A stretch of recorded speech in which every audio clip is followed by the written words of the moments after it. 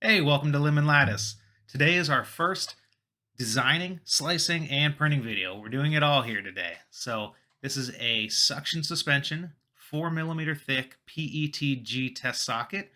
Basically, we're picking up from the point where I scanned it, and we're going to go through from there and do troubleshooting, and we're going to show you the whole start to finish process today.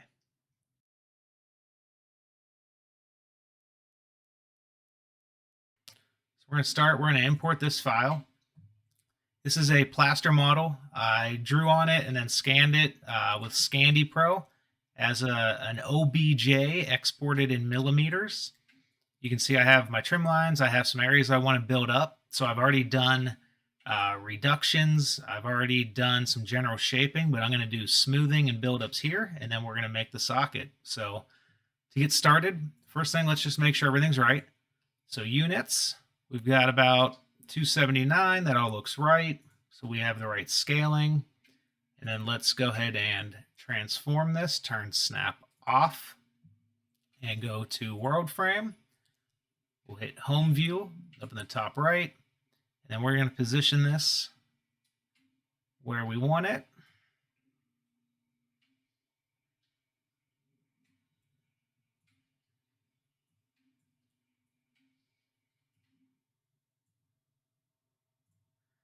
And this part, you just kind of go back and forth till you get it where you want it.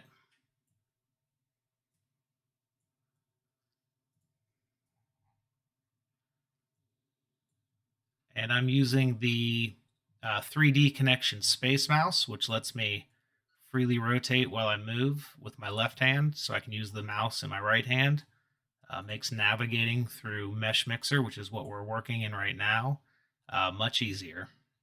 So we got that where we want it. Double check. Angles are good. Okay, so we're going to do edit, duplicate. I always like to do that just so I have that base model to come back to, but we'll turn that off with the eye right there. And we're going to work just in this second one. And then to change views, you can do spacebar and flip back and forth. So you can do just this view. But if you scan it as an STL, that's all you're going to get. If you scan and export as an OBJ or a PLY or a 3MF, you're going to be able to get the actual texture mapping on there. So if you have that option, I recommend doing that.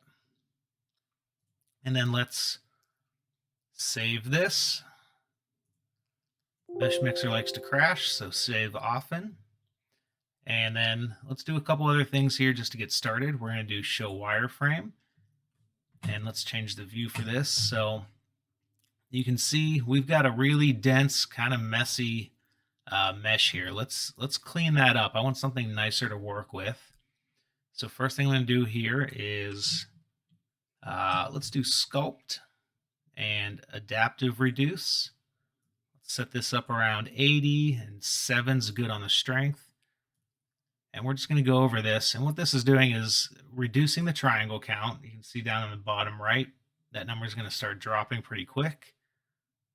So that's going to make this file easier to work with and just smoother for blending and just overall a better experience with less likely to create any crashing or other issues that Meshmixer might have. All right, so we've got that cleaned up. We're down to about 43,000 triangles. That's a good place to start. Let's save that again. And let's turn off wireframe. And let's go back to this view. So that was spacebar. So let's do some buildups. We're going to start here, select, and I'm going to go a tibial tubercle buildup.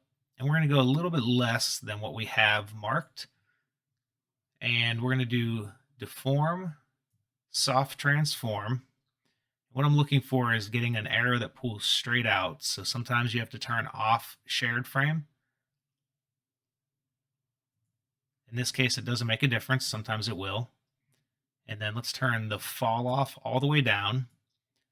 Let's pull that out to about where we think we're going to want it. And there's not measurements on this. It's just kind of by feel what you would do with plaster if you were working with it. And then we can slowly start to turn up the amount of fall off, and that's going to blend that out through that area. So that's good. We'll accept that. And then if we turn on that old model, you can see, kind of flip back and forth on and off and see that build up. Let's do the same general thing on the fibular head.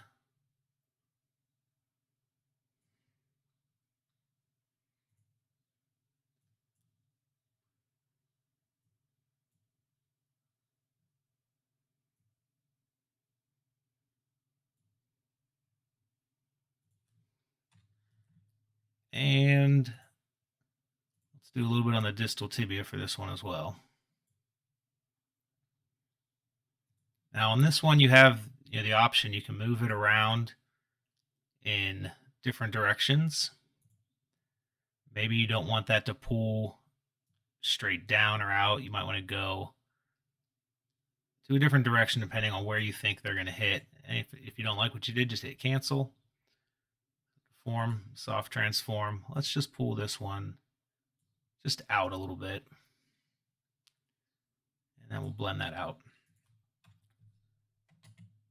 Sometimes it's easier to see what you've actually done if you turn off all that other stuff. So you can see we've got a little bit of a distal tubercle there and the fib head. So I'm happy with those. I'm going to make another duplicate of that. I like to just make a duplicate at each step. And then what I want to do now is blend this. So I'm going to actually take this, I'm going to turn that old one back on, hit Control A to select all that, and deform and smooth. And we're just going to look for a number that gives us kind of this mottled look. See, if we turn it up too much, we're going to start filling in valleys and taking down peaks, and we don't want all that. So let's stay down here. Let's go about 6 on this one. We'll turn that off, and that's looking decently smooth for a test socket. We can work with that. So save there. So we've got our buildups. We're pretty much ready to take this to the point of making a socket. And because I had this on a plaster model first, I've got some general trim lines to follow. So what I'm going to do is select, and I'm just going to start tracing out those trim lines down here on the socket side. And if you're ever in doubt, just leave yourself a little extra. It's always easy to come back and trim this out. We're going to try and print this with trim lines in, but you can always take it to your Troutman. It's PETG just like any other test socket, so you can work with it the same ways.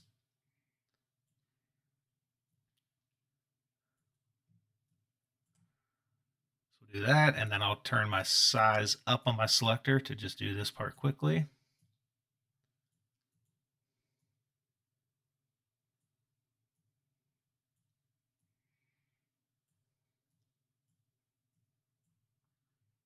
And then I'm going to go modify, smooth boundary.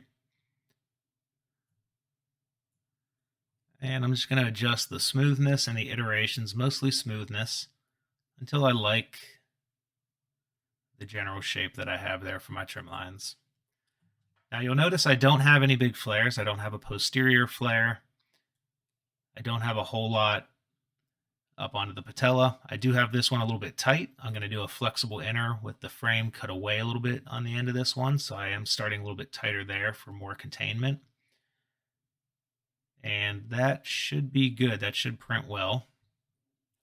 So what we're going to do there, if we hit the spacebar and flip the color view back, you can see after we did smooth boundary, that created this color. So it's a face group of its own. What we can do is select that and do edit, offset.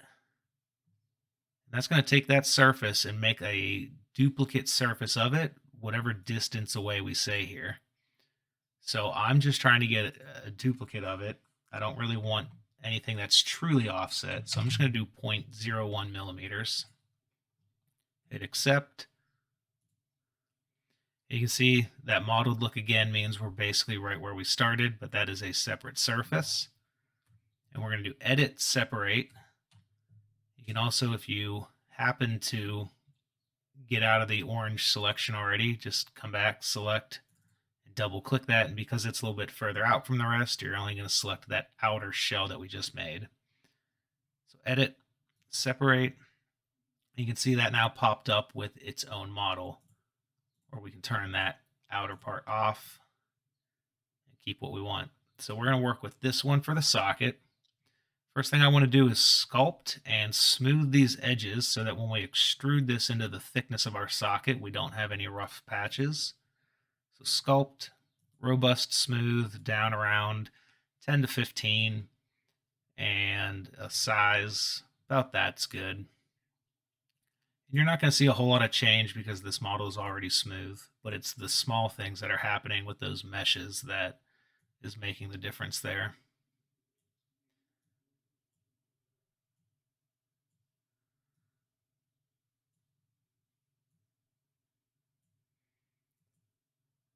Okay. Quick look, everything's nice and even still. Those are small enough that you're never going to see any of those facets when you actually print this. And because we're not taking this over to Fusion 360, we're just working in Meshmixer, I'm not worried about reducing that count any further. This is going to be good where it's at. So let's save that again, duplicate that, and then work on the newest one, hit Control A, and then edit, extrude, direction normal. It's going to pull it straight out to the side everywhere. We're going to go 4 millimeters on our offset and harden the edge all the way. It's going to give us a nice square edge.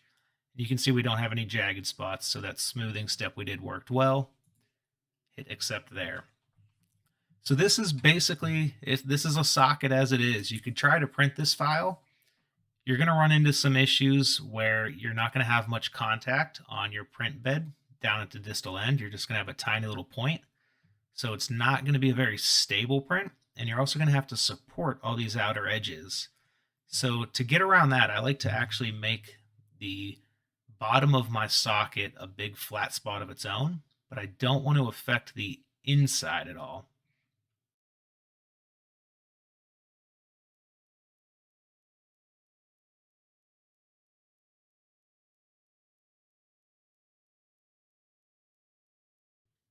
Okay, so to get that flat spot, it's a pretty easy procedure. We're going to select, do a relatively big size here.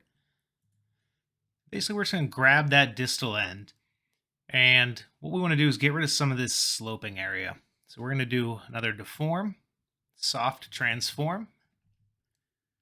Take that down, and then let's just pull that down about that far. And then we're going to use the fall off and blend that back up. So I don't want to affect the distal tibia at all. I want to keep that thin and clear so I can see through that. I really just want to support this distal end, so that looks pretty good there. Hit accept. Let's look at that. Good. So we're going to come in here, edit, plane cut. Turn that model upside down. We can drag here. The arrow flips the direction you keep and cut.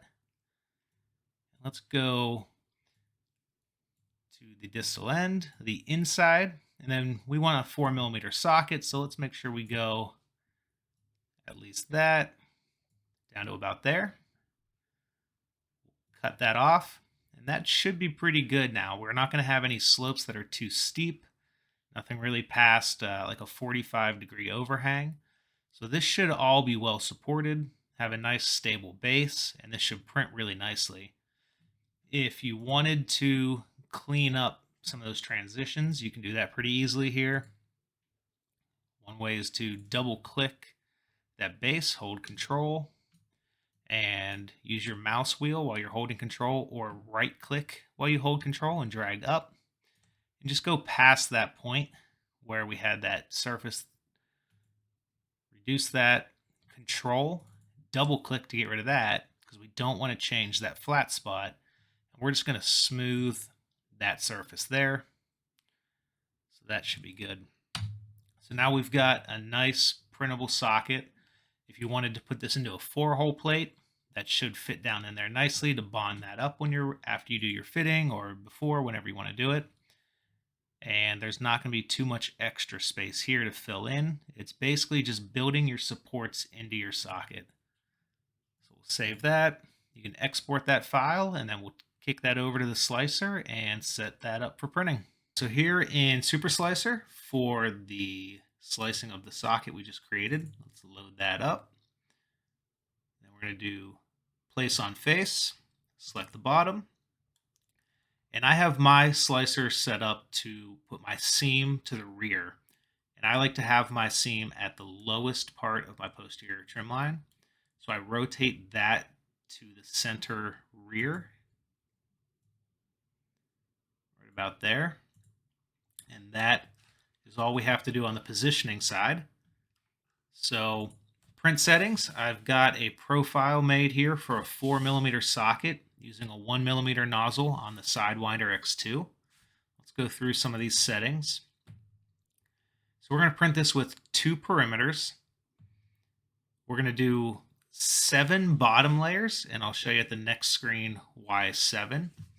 Top layers shouldn't really matter in this case.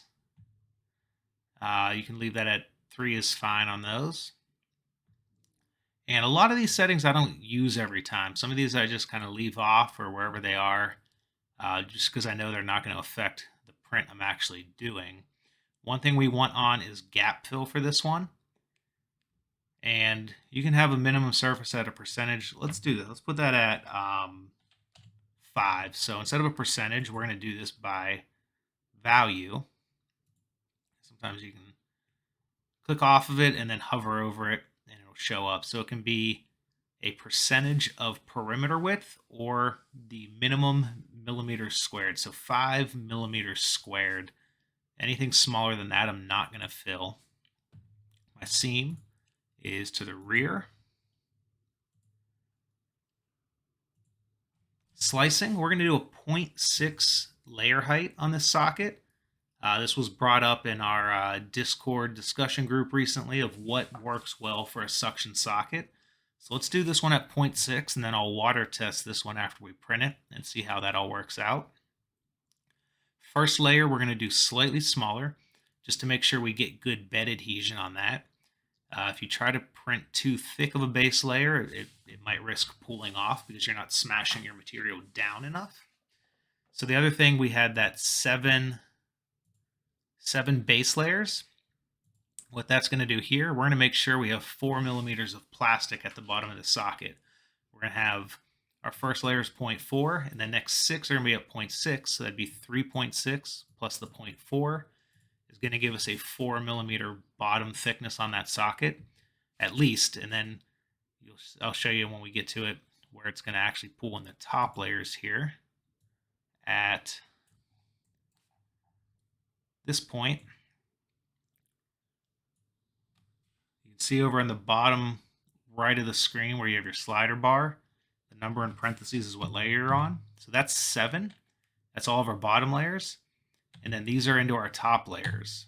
So we've got those 3 that cover the whole socket until we get into the actual print. So these settings aren't going to matter. You can leave them as they are default. Infill, we have 25% gyroid. You can see that right here. So anything that's beyond the 2 perimeters is going to use infill. So it's basically like building your supports into the socket. As this prints and these sloping walls come up, they are supported by that infill. But infill is also very strong depending on the type and the settings you use. So we're not really risking losing any strength there for this type of a print by having that base be infill. We're just saving some material and probably some time by not printing full loops of perimeters all the way around. So the rest of those settings are good. Skirt and brim, I like to do 3 loops or 4 loops, 1 layer high, and I do about 0.5 millimeters from the socket. So what that is that's these brown loops right here. As it's printing that first layer. It's going to start with these skirts, and then it's going to move to the inside. And this tells me if my flow rate is good, if there's gaps between these, or if they're really smashed into each other. If this gap is present when it prints, that's a good thing. I want a 0.5 millimeter gap there. If it's too big or too small, I know that my flow rate's probably not right, or my distance of my nozzle from my build plate is probably not right. So I use that to help me calibrate the print before I get into the rest of it, because that's the first thing that prints. So it's a good time to stop it if it doesn't look right and come back and fix your settings. Supports, we're not using any, so we don't have those turned on. Speed, I'm at 30 millimeters per second. So this comes down to flow rate. Flow rate is your perimeter width times your layer height times your speed. So it's millimeters cubed per second. So in this case, we're doing 1.33 millimeter width. We're going to have 0.6 millimeter layer height. And we're going to do 30 millimeters per second. And that's going to bring us in right around 24 millimeters cubed per second. I know from testing them that the Volcano nozzle can print up to 25 pretty reliably. Anything beyond that, you might start not getting enough material being melted and pushed through fast enough.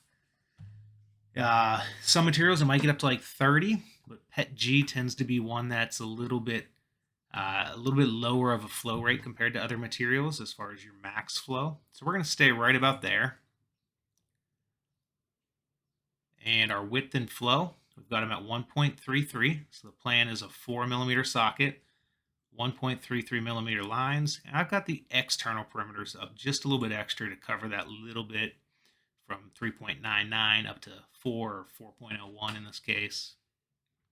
That's not going to matter that you're slightly over.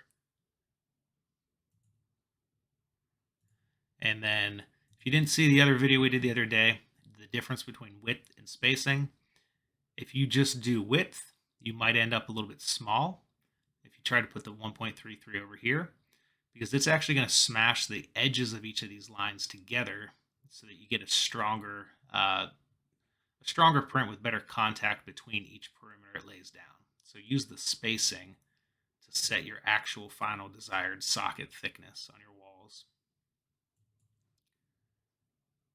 We don't need anything in the rest of these. Those are more advanced things. If you want to save those, you hit save, update with what we have. Filament, I'm using Polymaker PETG. 1.75 millimeter filament. I'm going to start with my extrusion multiplier at 1. If I print a little test piece of this and find that the socket wall is thicker or thinner than 0.4, there's some math we can do there. If it comes out lower, say you end up at 3.9 millimeters, that's not a big deal. That's really close. I would just keep that and go with it. If you're down in like the 3.7 range, at 3.8, usually my range is plus or minus 0.2 would be the max. If I'm within 0.1, I'm really happy. So let's say you're at 3.6. You want to be at 4. You can do 4 divided by 3.6. It's going to give you 1.11, and then you would multiply that by your existing extrusion multiplier. So in this case, it would be 1.11. We would up it to make sure we get a 4 millimeter wall. If this was already 0.9, for instance, let's say we would do 0.9 times 1.11, and we would know, okay, we need to be at 1. And the same thing, if you come out too thick, you can do the reverse math and just use that and figure out what you need to multiply by to bring that down to a 4 millimeter socket. The density is just based on what material you're using. Everyone's going to be a little different. This is a pretty good starting point for PETG. And then after I print it, I'll weigh it and I'll figure out what that actually is for future prints to make sure that I know what kind of material I'm using, and then if I have enough left on a spool, for instance. So I will calibrate this after doing the first print with any material. Cost and spool weight, this is just going to tell you after you run your G-code what the expected price of that material is. These are pretty good PETG settings, 240 degrees. Let's not go any higher than that with your Sidewinder if you haven't upgraded to an all-metal or bi-metal heat break. The PTFE plastic coming into that can melt above 240 and cause some problems. So that's going to be your max with the kind of standard out-of-the-box Sidewinder, or really any printer that comes without an all-metal hot end or a bi-metal heat break. The bed at 65, some folks will recommend going PETG warmer than that. I've never found a need. So I also use a glue stick on the bed with PETG. I use it actually with a lot of things. So some materials it helps them stick to the bed, some materials it helps them actually come off the bed as like a release agent. So PETG can stick to glass beds too much and actually pull chunks out. So I'll use it at that heat with some glue stick on it, and that should give us a good safe adhesion.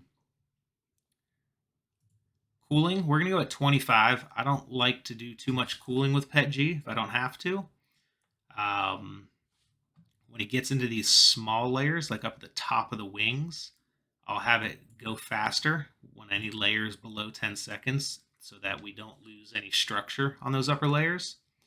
But generally speaking, I like less cooling with PETG so that it's a little bit clearer and that we get better interlayer adhesion that way. So cooling is negatively correlated with interlayer adhesion and strength. And these filament settings, so for PETG in particular, with a direct drive extruder like we have on the Sidewinder, 2 millimeters, that's going to be pretty much your max. If you're using a different printer with a Bowden tube direct drive, or not direct drive extruder, you might be up around 5 to 7 millimeters. Retraction speeds are pretty good here. Again, you can go a little faster with a direct drive. What you don't want to do is go too fast. So I wouldn't really go above this, because if you go too fast, you risk actually jamming your extruder and pulling the material out too far. I do just a little bit of extra restart, so it'll pull back on the material when it goes to travel, and it'll push it back again the 2 millimeters. I actually have it go an extra 1/4 millimeter just to make sure I have enough material there to start the next line after it has retracted. And I have mine set up to not retract unless it's moving more than 5 millimeters. So within a socket, like a 4 millimeter socket wall, I won't have any retractions within the actual socket body as it goes from one layer to the next generally. And printer settings. So most important here, the Sidewinder profile. The default profile has this value on processing limit at 0.035 millimeters, which is way too small. And that can actually cause your printer to kind of freeze up and stop extruding. So I would adjust these 0 to actually disable this one. 0.5 here is a safe limit where I haven't run into any problems. If you ever see your printer just stop, you might be sending too many commands to it to keep up, and that's this processing limit. I have all these turned off. They vary based on your printer and what you're trying to do. So with the way I have things set up, I don't use any of those. And the other thing I have is a custom start G-code. So I let the nozzle and the bed heat up, and after that I home it, and then I just start printing. So I've taken the auto mesh leveling out of my G-code. With the sockets we're printing, they're very small surfaces that are actually on the center of the bed. So I'm not worried about the entire bed being perfectly level because I'm not using all of it. So that's a slow step for every print that I just don't do. So I manually level my bed real quick every once in a while, every few prints, especially if I have to scrape one off and kind of mess with it that way. But the Sidewinder, because the bed doesn't actually come off, it's pretty stable to where I don't really find that necessary for what I'm doing, and I don't want to spend the time having that mesh level every time.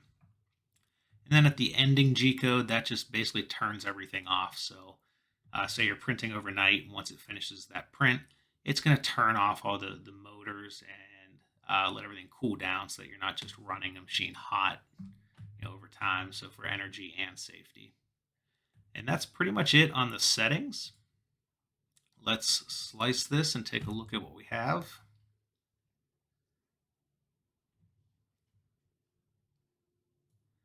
So the info is behind my face here, but this is a 3 hour and 27 minute print. It's estimating Now again, this isn't calibrated yet, but it should be close. 338 grams of material at $7.45 material cost for this socket. So you can see we've got our skirt, our base layer, and if you slide this one, you're going to see how that prints within each layer. So you can watch the whole preview and then go up to the next layer. We're going to get our 4mm thick base and then a couple of those top layers, and then it's going to get into the actual walls. You can see we have orange external perimeters, yellow internal perimeters with the gap fill in between. Once this gets to the point where the thickness is no longer thick enough for both of the internal perimeters to fit, it's going to condense those into a single gap fill right there. And then from that point up the rest of the socket, we should pretty much just have that. And we've got blue as our travel moves. You can see we're not really jumping around too much. Every once in a while it will for some reason. I'm not even going to really dig into that. That's not a big deal. Everything looks fine. If you had a ton of these, you'd want to figure out, is your seam in the wrong place, or is there something going on making that print head move within each layer? Because that's going to be inefficient and mess with your surface quality. But here, we're pretty good. See what's going on. For whatever reason, it decides to start that layer there. It's just not worth digging into at this point for me. And then we get up to the top and everything looks good. Let's check some other things. So speed, you can see we've got a consistent speed. We get to the very top there and it drops down to 15. That's there's a setting that based on layer time. So I have that coming down just a little bit to slow down there and not really distort and smash those because they're going to be pretty hot from the previous layers. And same with fan speed. So we've got this whole thing at about 25. It's kicking up just at the very end there. So what we can do is change that. Let's go to cooling. And let's say if this is under 15 seconds, let's see how that changes.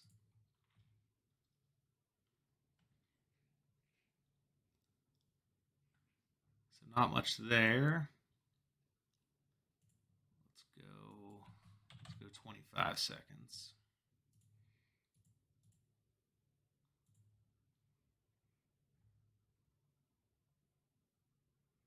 So now you can see it's starting to kick that fan up faster as we get higher. So let's leave it there. That'll give us better quality up through these upper layers where we're not too worried about anything going wrong from the fan. Even at that 75%, we're going to be fine on the adhesion up there. So that looks good. There's nothing else to do there. We're going to export this G-code. So G-code is what the printer reads. It's basically a big text file that, if you look at it, it's just a bunch of numbers and values. It doesn't really look like much to us, but that is what the printer reads. So we will pop in a USB drive, export our G-code to the drive, and then put that in the printer, and that's where we'll pick up the video here next. So we're here at the printer, ready to run this test socket file. First thing we're going to do, turn the printer on. Power switch in the back right. I've got a different nozzle in there already. So I'm going to heat up the printer and remove that nozzle. You want to always insert and remove nozzles when it's warm because metal expands. So you have to make sure that you're getting everything nice and flush to each other so you don't have any filament leaks within that heater block. So we'll go heat. And I'm going to take this all the way up to 240. That's what we're going to end up printing at. And then we'll go click there for bed. Take that up to 65. Hit back, and we're going to let that just heat up for a minute. We know we need about 300 and close to 340 grams of material, or at least that's what we think we need. So I keep an old spool around to calibrate. Put that on. Tear that. And we'll see how much I have on these. These have been drying out, so they're ready to be used. So we've only got 186 on that, so that won't be any good for us. This one's got 545 left, so I could use that one. I could also, at this point, knowing that 545 could be good for like a bigger BK at some point, I could keep that one around and then use a new spool, but let's go ahead and just use that one. There's always use for the end of the spools. You'll end up with, you know, things like that. I use those for calibrating materials, trying new flow rates, new profiles. I'll use that old stuff. And then if you can see that, all those bubbles, that's an example of what happens if you are printing with wet PETG. So you're gonna get, your clarity is gonna be pretty bad, but also all those little bubbles introduce points that could cause problems with the actual print strength and quality. So let's set this up here. So to remove the nozzle, in this case, I've got a CHT nozzle, which uses that size. And I like to use these sliding pliers here to hold the heater block while I remove the nozzle. That way nothing's being bent or pushed around there. And just be careful. 240 degrees Celsius is really hot and you'll burn yourself pretty much instantly.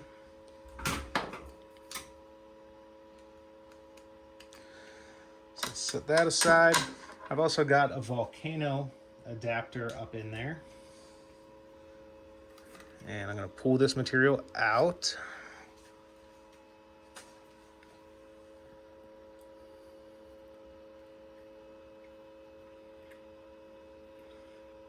And this one, the Allen wrench can start to get warm by the time you're done here, so be aware of that. Set that aside. And we're going to get out a 1mm nozzle. And I like to use a designated wrench for that. Something I got it taped up so it doesn't get hot and I can get a good grip on it. I'll start spinning that in. And before I finish, I'm going to grab back on there. And I'm making sure I hold that heater block straight forward and back, right in the position we want it to be. And then just hand tighten that. You don't go crazy on it. And let's see if we can see here. You can see there's a little gap between the top of the nozzle and the heater block, and that's good. We want that little gap when it's tight. That tells us that we are flush against the heat break up inside that heater block, so there's no room for any material to leak out around it. So we've got that set. Now what we need to do is we change the nozzle. We have to make sure our Z offset, so our Z equals 0, is still appropriate. We're gonna go Tools, More, and do Z equals 0. And that's gonna drop down and it's gonna use that probing pin to find the 0 level. So we've got a X stop here, a Y stop here in the back, and that is your Z stop. So it's a, you'll see here when it comes down, it's gonna probe that and that'll tell it when it's at 0 level. And what we have to make sure is that the bottom of the nozzle is where we think it is at Z0. So it's gonna drop down. And it can be hard to see in there.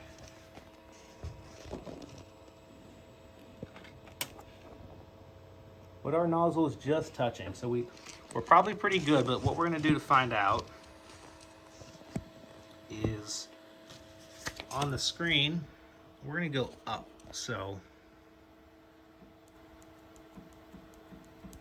let's take that up a bit until we can slide a piece of paper. I like to use an index card, just a little stiffer. we want to be able to slide that easily, and make sure there's no material hanging off your nozzle. And then you want to start dropping down until that starts to grab just a little bit, depending on the thickness of what you're using to gauge it. So with an index card, I like it to be a little bit stiffer, so that's pretty good there. And then I'm going to hit EEPROM save. So that's what I do when I change a nozzle. And then we're going to go back, level, and let's actually check the level at all four corners and at the center. And it's going to be the same thing. It's going to find 0, and then it's going to come out to this front left corner and start with number 1.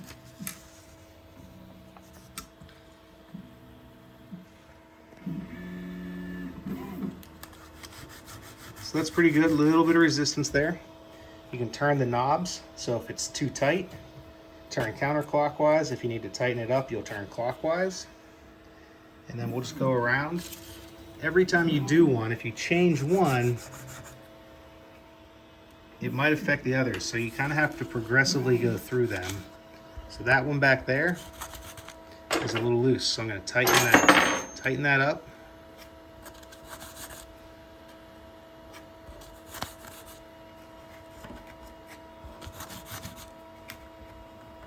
And just turning a little bit at a time. It doesn't take much. And we'll go to number 4. Same thing, a little loose there.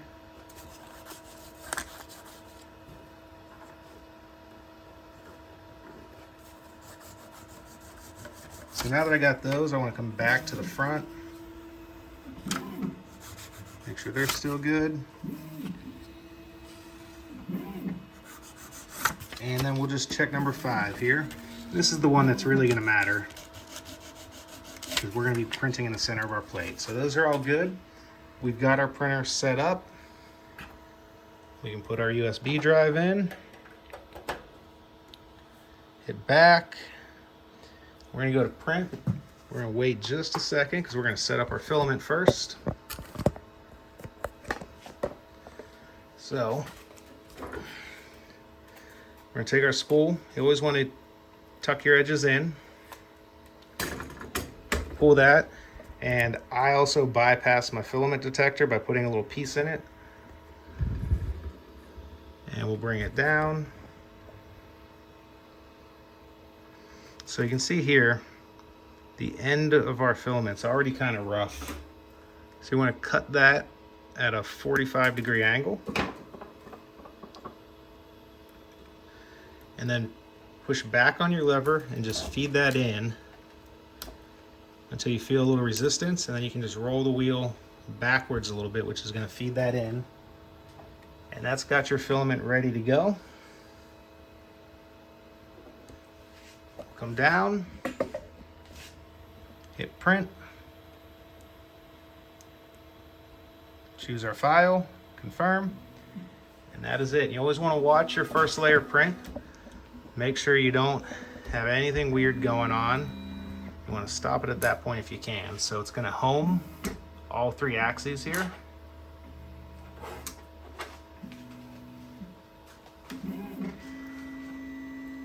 It's going to move to the starting position and print this little bit of a purge line, which just helps further feed that material in. In this case, it's not grabbing, so something's not right there. And this is why we watch it.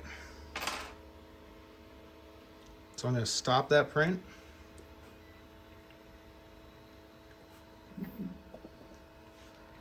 And that's just done through the touch screen. And let's move this. I like to just grab the belt up here and slide it to move that a little bit quickly. And I just want to make a little room to figure out what's going on here and why that's not feeding. So make sure you're doing this. When you stop it, you got to reheat your nozzle again.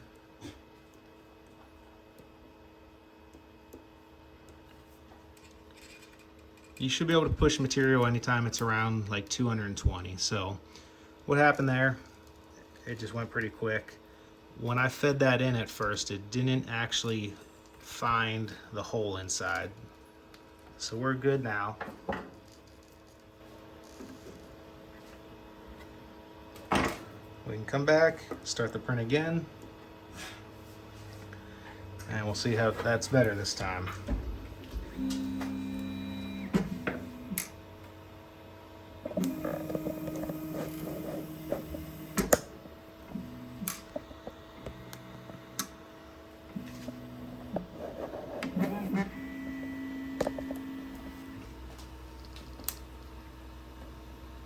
There we go, we're feeding material.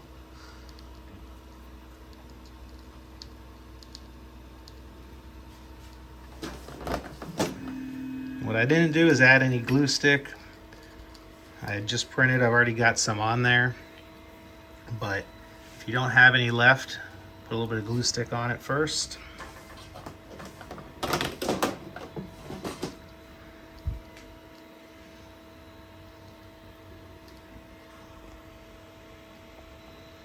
So these 3 lines are the skirt layer. And it's hard to see. Clear material is always tough to see, but that looks so far like it is good as far as any gaps. We've got that, that's the one right there. We have a tiny little gap. So we've got our flow rate good, and we should be good to let this print.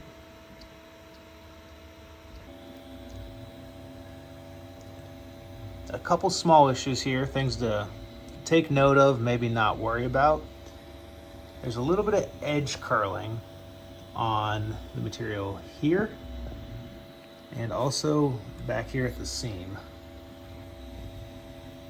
And that is where the layers come around and get a little bit too hot. You can see that's curling up above everything else.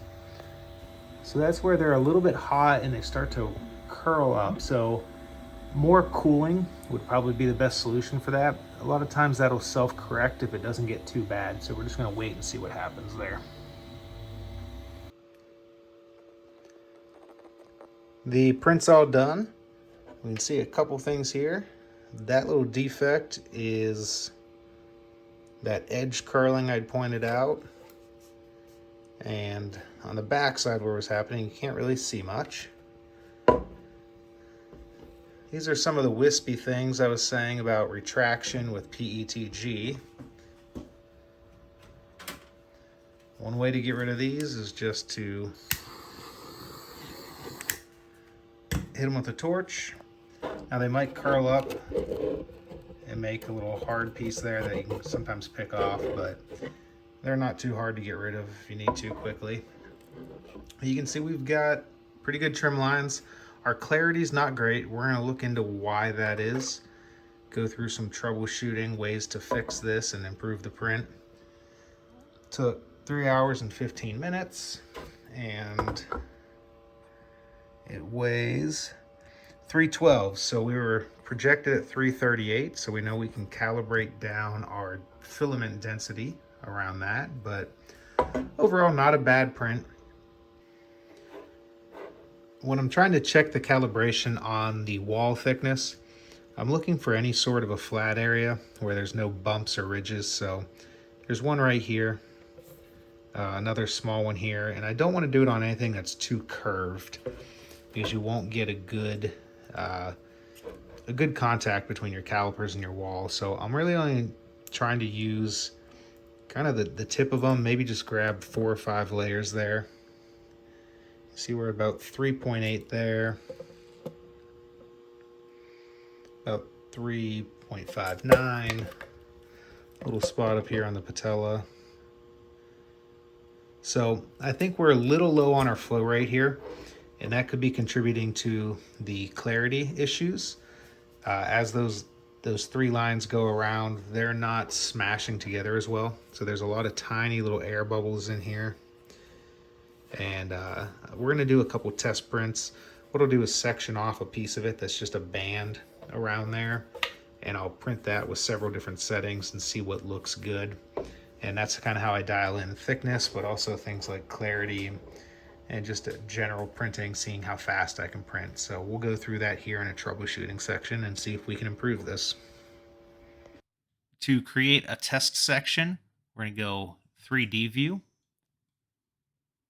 click our model, go cut, and we'll drop it down to about there. I'm going to keep the upper, perform cut, and then do another one. And I will keep the lower this time. And now we have a little piece that should be our 4mm thickness wall. And you can run a bunch of these, testing different settings to find what works best with the material you're using and the project you're trying to complete. This is our test piece for wall thickness calibration. 240 degrees, extrusion multiplier, 1.1, 0.6mm layer height. You can see we're right there about where we want to be on this one.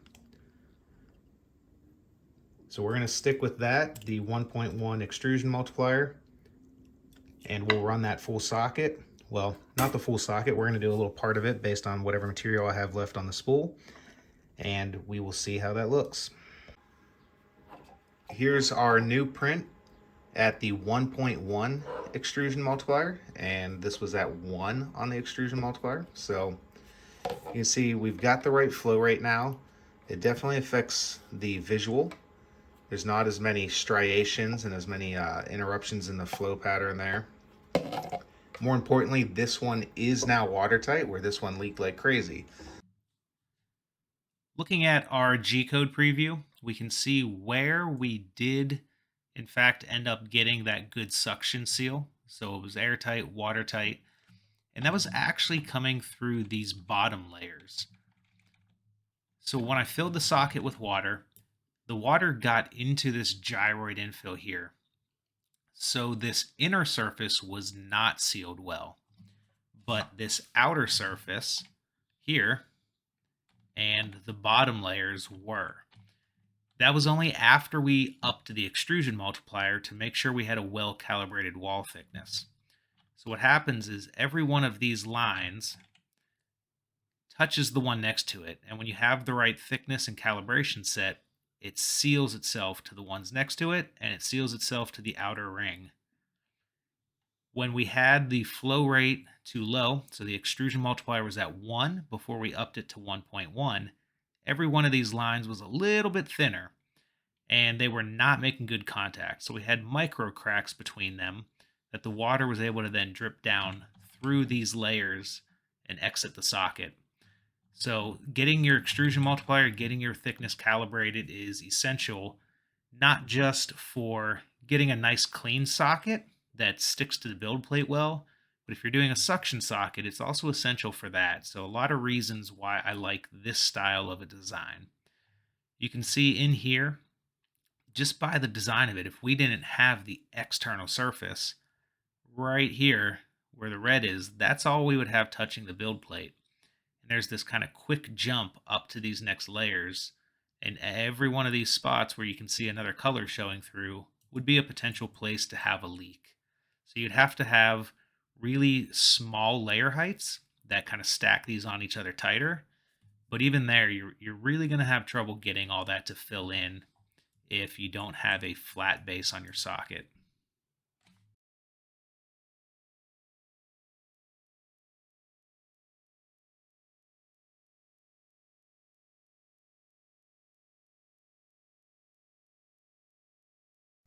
We've got our comparative results here from Polymaker PETG and Matter Hackers Build PETG. Both are sort of budget, $20 to $22 per kilogram. I used to use the MH Build a lot, switched to the Polymaker because of the cardboard spool. I've been very happy with it. I like both of them a lot. So we found out from our first print that we were under extruding a little bit. We upped the flow rate, the extrusion multiplier to 1.1, and then I printed the Matter Hackers Build at the exact same G code, so no changes. What we find is this one's measuring right around 3.95 to 4 millimeters, right where we want it, and it is watertight, whereas the original was not. And the Matter Hackers Build socket is now coming in around 3.75 there. A little bigger on that side. So it varies depending on where you try to measure. You have to try and get a flat surface, so 3.8. And measuring anything curved isn't great. So when you're doing calibrations, if you print like a box with flat edges, that might be your best way to calibrate. But this one is also not watertight. So what that tells us is, visually speaking, they don't really look that different, even though the filaments on the spool do. But this one is also under extruded. So Matter Hackers probably has a bit of a higher melting temperature. And at that 240 degrees, which we were saying was our cap because of our extruder and a PTFE tube in there, we didn't go over 240, and we were trying to push this one just as fast as we were trying to push this one, same flow rate, and it wasn't melting enough. So this probably has a higher melting temperature. So the Polymaker PETG is probably a better way to go if you're just using a stock Sidewinder. You can just run it with a 1mm nozzle up to 240 degrees and get a good result. Not the clearest, but functionally it's a good socket. Thanks for joining. Thanks for watching this video. I hope you learned something. I hope this helps you get started printing. You know, we can make functional test sockets, not the clearest, but there are ways to print the same Polymaker PETG clear. I don't know if we can see that well. There we go. Compared to that. So I'll flash a picture up on the screen here too to compare those. But we're going to go over that in our craftsmanship course coming up. That will be specifically about how to print PETG clearer and faster. So it requires some changes to your printer itself. It requires doing some things, kind of hacking or cheating the system a little bit with some of your settings to make that work. Because we're going to be pushing the machine harder than it's really intended to with these stock settings. But it is very possible to do that. You know, this socket here that we printed was 3 hours and 15 minutes. Not the biggest socket, but that's still a pretty fast print.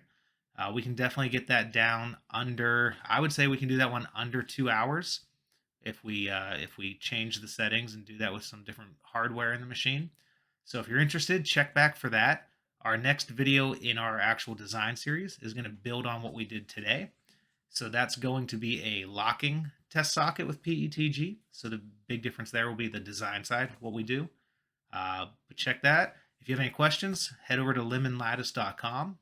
Leave your questions in the forum, and I hope to see you at the next one. Thanks for watching.